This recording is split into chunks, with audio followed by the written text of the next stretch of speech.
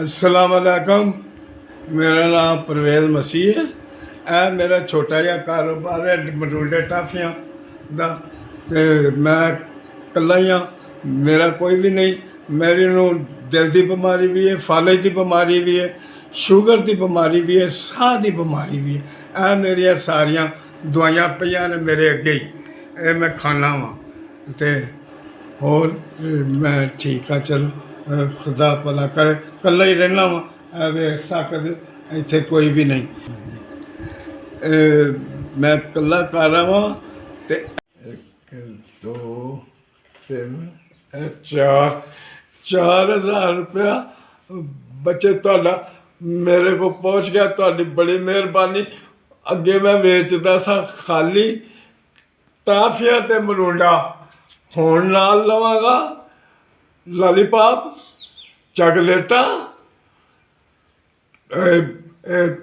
तुहानू पता नहीं पता है कि नहीं पता, गोल मरूंडा अगे लंबा मरूंडा, गोल मरूंडा भी लवांगा।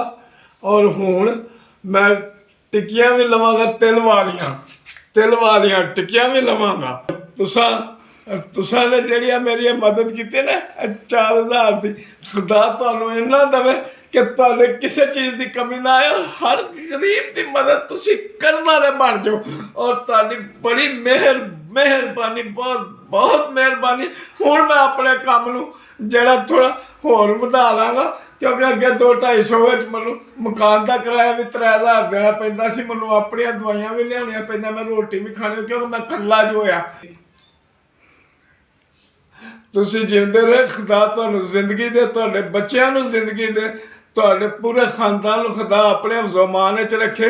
हुण मैं 4000 ना अपना काम वधा लवांगा। और मैनू उम्मीद है कि मैनू बहुत ज़्यादा खुदा तुहानू बरकत दे ते मैं अपने काम टुरदा रहांगा।